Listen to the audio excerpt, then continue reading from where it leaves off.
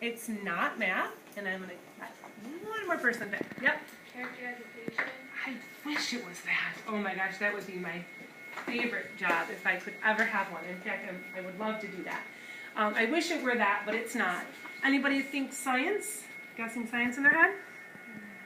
Very few, right? I know, I kind of blow people away when I say that. I love science. I am a science person. I love that your teacher loves science too. So anyhow, I'm a science teacher and love science. In fact, writing for me is something that is actually really, it was really hard for me. In fact, I have to tell you a true story. This is the absolute truth, okay?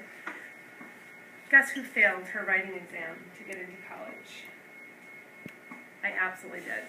And I have to tell you this story. I was so excited when I graduated from high school that I wanted to be a teacher. I wanted to be a teacher because I love kids. So I don't know if you know this or not, but your teachers, they love you. They may not tell you that, but you know what, friends? They are here every day, 5 days a week for you because they love you. Okay, they're here more with you than they are at home with their own kids. If you really think about that, that's pretty amazing. Okay, so in order to be a teacher, you absolutely have to love kids first.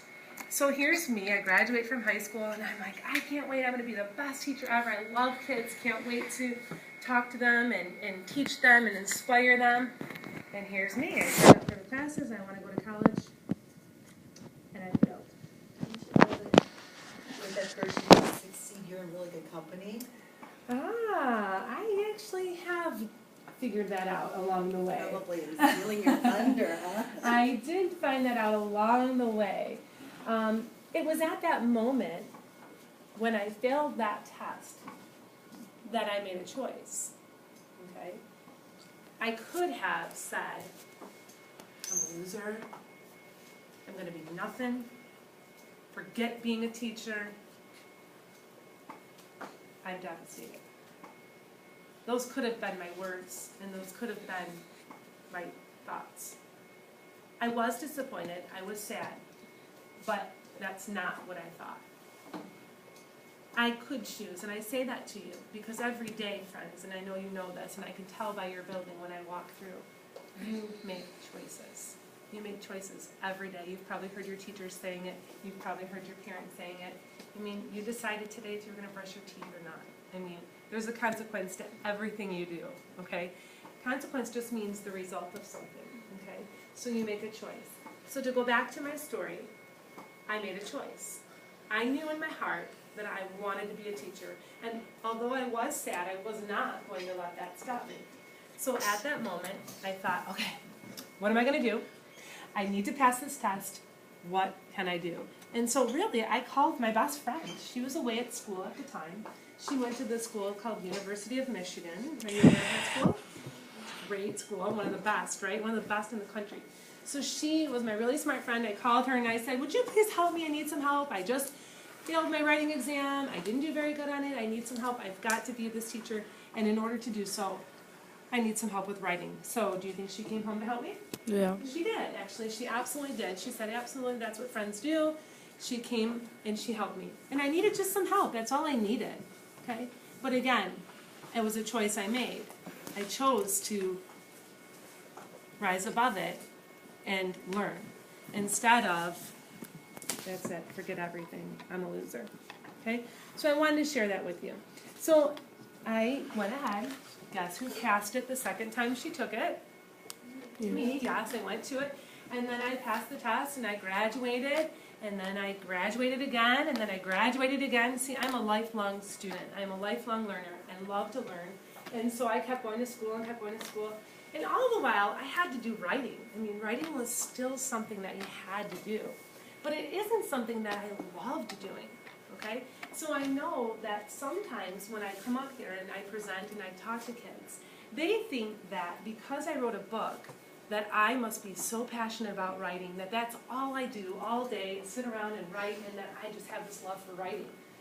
And I have to tell you that for me, that may be true for some, but for me, that's not it at all. In fact, I write because I have to. It's part of my job. I even have to teach kids how to write. I have to do it in my everyday life as a teacher. but I still don't love it. I don't love it. So it's okay. Some things we love and some things we don't, but it is part of my job, so I do it.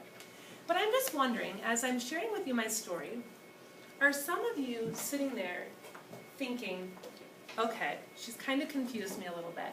Here, she came here, she wrote a book, she's going to talk to us about her book, but she's kind of telling us that she doesn't like to write that much. How many of you are wondering, how did she end up writing a book? You can raise your hand if it's you. If you're not wondering that, that's okay.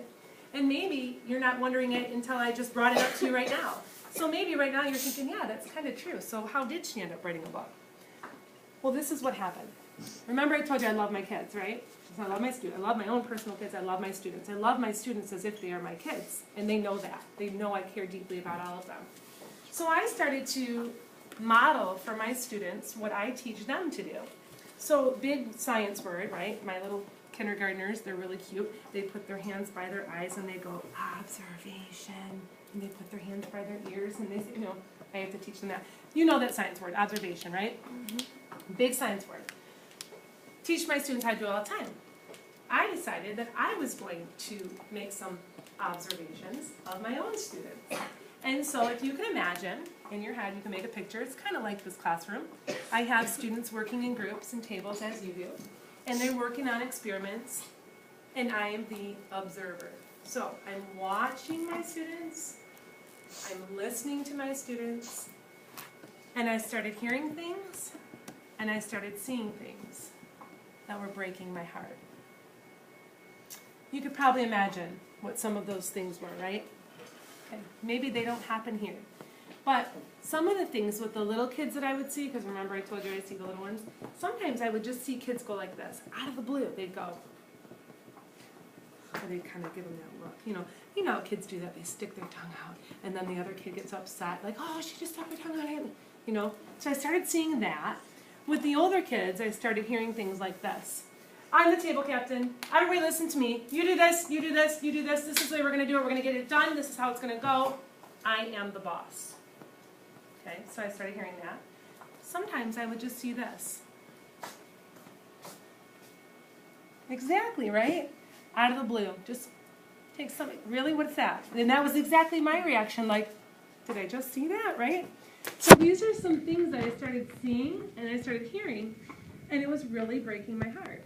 So you might say, well, Mrs. Kaskis, you just have bad kids. Do you think that's true? Do you think my students are just bad students? No. They're not. Remember I told you I love them? They're always nice to me. But who are they not nice to? Each other. And so I started getting really sad about it. And I started thinking, what is going on? What is going on? I love my students. My students love me. But why are they not loving and respecting each other? So sometimes I'll use the word respect because sometimes kids get silly if I say love. But why were they not respecting each other? So I was mind-boggled. I couldn't figure it out. So I kept making observations and observations and observations and watching and listening. And do you think this was only happening at my school? No. Mm-mm. I started turning on the news, right, or the radio, and I started hearing these words like bullying, right, often. I felt like I kept hearing this stuff going on all the time, this bullying.